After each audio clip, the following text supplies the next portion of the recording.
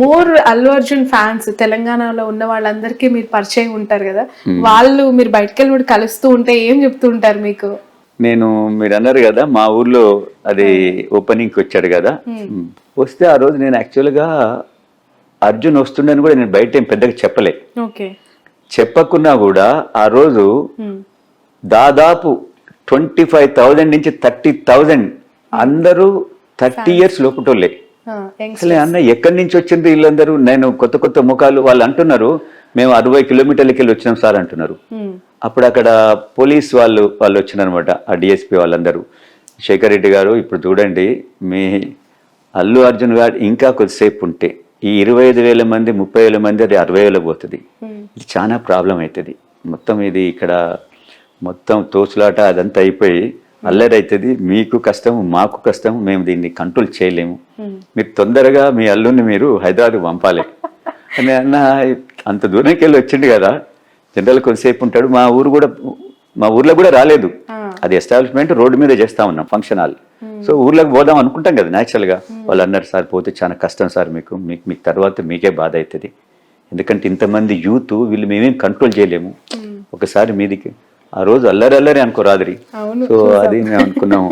But అనిపించిందా అందరు అత్తమామల కళ్ళు ఇంటికి తెచ్చుకోవడం ప్రాబ్లం అయితే ఇక్కడ పోలీసు వాళ్ళు ఇంటి నుంచి బయటకు పంపిపట్టు అది ఏం చేస్తాం మరి అనిపించింది ఆ రోజు అల్లు అర్జున్ గారిని తొందరగా అనుకున్నాం. అదే ఇక తను కూడా అన్నాడు, మామయ్య నేను ఎక్కువసేపు ఉంటే మీకు కష్టం ఉన్నాం, మాకు కూడా కష్టం, ఎందుకంటే వాళ్ళందరు ఫ్యాన్స్, మనం ఏం అనలేము. ఇది అంటే బ్యారికేడ్స్ అవన్నీ ఉండవు కదా, బ్యారికేడ్స్ కూడా చేశాం.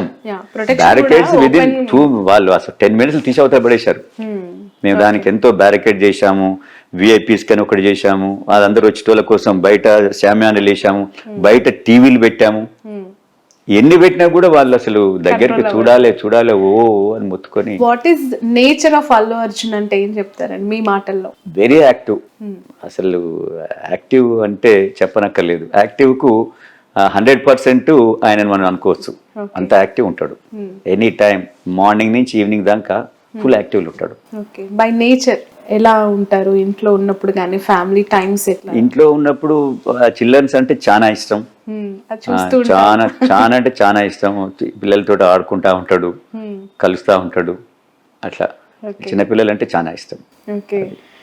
ఇన్స్టాగ్రామ్ లో ఎప్పటికప్పుడు ఆ పిల్లలు అన్ని రీల్స్ పెడతా ఉంటారు కదా. అవును, మీ పాప స్నేహ వాళ్ళు అసలు ఆయనకు షూటింగ్ ఉన్నా కూడా అంటే కంటిన్యూగా షూటింగ్ ఉంటే ఆపుకొని వచ్చి పిల్లల్ని కలుస్తా ఉంటాడు, అంటే చూస్తా ఉంటాడు. అంత ఇష్టం ఆయనకు. ఓకే.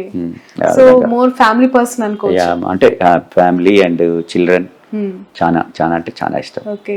ఓవరాల్ గా మెగా ఫ్యామిలీ అంటేనే ఒక పెద్ద కుటుంబం, మెగా కాంపౌండ్ అని అంటూ ఉంటారు.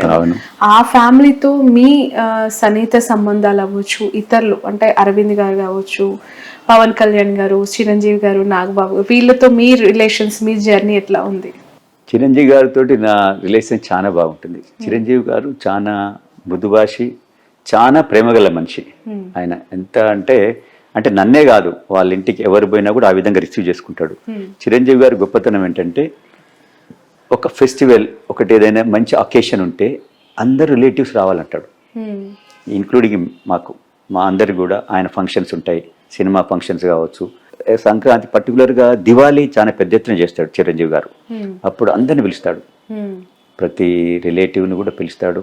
ఆ విధంగా ఏదైనా మంచి అకేషన్, మన చిరంజీవి గారికి పద్మ విభూషణ్ వచ్చింది కదా, దానికి అంటే ఆ ఫంక్షన్లు కూడా మమ్మల్ని పిలుస్తాడు, రావాలి చంద్రశేఖర్ మీరు అందరు వచ్చి, అంటే ఆ విధంగా అనమాట. ఆయనకు రిలేటివ్స్ అన్నా కూడా, స్నేహితులన్నా కూడా ప్రేమించే ప్రేమగల మనిషి ఆయన చెప్పాలంటే. పవన్ కళ్యాణ్ గారు జనసేన పార్టీ గురించి మీ అభిప్రాయం ఏంటి? తెలంగాణలో కూడా ఉంది కదా పార్టీ. తెలంగాణలో అంత పెద్దగా ఎస్టాబ్లిష్ కాలేదు కదా, ఆంధ్రాలో 100% ఉంది. నేను అనుకుంటాను మరి వస్తే ఏదైనా చేంజెస్, మార్పు అనేది వస్తే పవన్ కళ్యాణ్ ద్వారా రావాలి అక్కడ. ఎందుకంటే చంద్రబాబు పార్టీ ఉంది, అది అందరికి తెలిసిందే. పవన్ కళ్యాణ్ యాడ్ అయినప్పుడు ఏదైనా వస్తే మార్పు రావాలని అనుకుంటున్నాను. వస్తే ఇప్పుడు మార్పు రావాలా? మీ మెసేజ్ ఏంటి అంటే ఖచ్చితంగా ఏదో ఒక నియోజకవర్గం నుంచి ఎంపీగా బరిలో దిగుతారు అనేది మాకు అర్థమవుతోంది. మీ సర్వీసెస్ ఏ విధంగా ఉండబోతున్నాయి, ఏం మెసేజ్ ఇవ్వాలనుకుంటున్నారు? నా సర్వీసెస్ చూడండి, ఈరోజు హైదరాబాద్ మెగా సిటీ అయింది, దాదాపు 1 crore అబవ్ పాపులేషన్ ఉంది.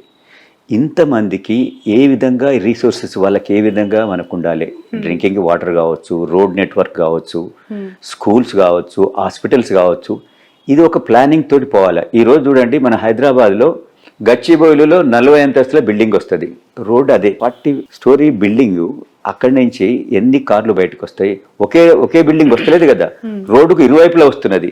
సో ఈ విధంగా ప్లాన్ లేకుండా కడతా పోతున్నారు. అంటే ఎవరికి లబ్ధి చేకూర్చేదానికి, బిల్డర్కి చేసేదానికి. దీనివల్ల ఫ్యూచర్లో చాలా కష్టమవుతుంది, నష్టమవుతుంది. అంటే ఎక్కడి నుంచి అక్కడికి పోలేకుండా అవుతుంది. ఎందుకంటే హైదరాబాద్ ఎంతో పెద్ద ఎత్తున రింగ్ రోడ్ ఉన్నది, డెవలప్ అంటే దానికి ఏరియా ఉన్నది, ఇక్కడ సముద్రాలు లేవు. సో ఒక ప్లాన్ తోటి చేయాలా.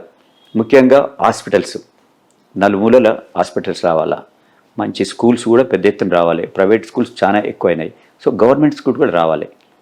ఇప్పుడు ఈ ప్రభుత్వం అనుకుంటుంది కొన్ని పబ్లిక్ స్కూల్లా కొన్ని తీసుకొస్తా అని చెప్పి అంటుంది. అలాంటి స్కూల్స్ తీసుకురావాలి. అట్లీస్ట్ ఒక కాన్స్టిట్యున్సీకి ఒక 2 schools ఆ విధంగా తీసుకొస్తే మిడిల్ క్లాస్, ఇప్పుడు మనం హైదరాబాద్ పబ్లిక్ స్కూల్ ఉంది, ఎంత మంచి స్కూల్ చెప్పండి ఒకప్పుడు. సో అది అందరూ అఫోర్డ్ చేసే స్కూలు, ఆ విధంగా స్కూల్స్ ఉండాలి. అంతేగాని సంవత్సరానికి 10 లక్షలు 6 లక్షలు ఈ విధంగా కట్టే స్కూల్స్ ఉంటే ఎడ్యుకేషన్ అనేది అందరికీ అందుతలేదు. ముఖ్యంగా గవర్నమెంట్, నేను రేపు ఎలక్ట్ అయినాక నా ఫోకస్ ఎక్కడ ఉంటుందంటే మెయిన్ ఎడ్యుకేషన్, హెల్త్. ఈ రెండు ఉంటే ఏ కుటుంబం, ఏ ఇండివిజువల్ అయినా కూడా తనంతటి తను ఎదిగేదానికి ఆస్కారం ఉంది. ఈ రెండు లేనప్పుడు ఇక ప్రభుత్వాలు ఎన్ని చేసినా కూడా ఏది కూడా డెవలప్మెంట్ కోసం ముందుకు పోయేదానికి సొసైటీ అంత పెద్ద ఎత్తున పోదు, అంత వేగంగా పోదని నేను భావిస్తాను. ఓకే, ఫైనల్లీ 2 questions మీకు. ఫస్ట్ క్వశ్చన్ ఈజ్, సమీపంగా ఎప్పుడైనా ఇన్ ఫ్యూచర్ అనిపిస్తుందా కళలో అయినా లేదంటే రియాలిటీ అయితే బాగుండు అని, అల్లు అర్జున్ గారు ఏమైనా పొలిటికల్ ఎంట్రీ? అర్జున్ గారు ఇప్పుడు ఈజ్ యంగ్స్టర్. ఇప్పుడు అల్లు అర్జున్ రాజకీయాల్లోకి అవకాశం ఉందా అని అనుకునే వాళ్ళకి ఆయన కెరియర్ చాలా పెద్ద ఎత్తున ఉన్నది. ఇప్పుడు నేషనల్ యాక్టర్ అయిపోయిండు, రేపు ఇంటర్నేషనల్ యాక్టర్ కావాలి. అదంతా మేము కోరుకుంటున్నాం. ఫస్ట్ మాకేముంది, ఆయన యాజ్ ఎ యాక్టర్ గా you should establish internationally. Next target అదేనా? 100% అది కావాలి. అదే మా ఒక ఇష్టం. సో చెప్పారా హాలీవుడ్ ఆఫర్స్ ఖచ్చితంగా చేయబోతున్నాను అని? వస్తాయని నేను అనుకుంటున్నాను. ఆయన చెప్పకుండా డెఫినెట్ తనకున్న ఇప్పుడు పేరు, తనకున్న ఈ స్కిల్స్ తోటి డెఫినెట్ ఇప్పుడు మీరు చూస్తా ఉన్నారు కదా, క్రికెటర్స్ కూడా, టాప్ క్రికెటర్స్ కూడా అర్జున్ సినిమా పాటలు ఇవన్నీ మిమిక్రీ ద్వారా చేస్తా ఉన్నారంటే డెఫినెట్ ఈ విల్ బికమ్ ఇంటర్నేషనల్ స్టార్. ఇప్పుడు ఆపరేషన్ లేకుండానే మోకాళ్లకు ప్లాస్మా ట్రీట్మెంట్, మీ ఆర్థోపెటిక్ సమస్యలన్నిటికీ రోబోటిక్ టెక్నాలజీ ద్వారా తక్కువ ఖర్చుతో శాశ్వత పరిష్కారం, ఫ్రీ కన్సల్టేషన్, ప్రతి ట్రీట్మెంట్ పై 20% డిస్కౌంట్. ఈ ఆఫర్ కొద్ది రోజులు మాత్రమే, త్వరపడండి. V9 hospitals 9281465842.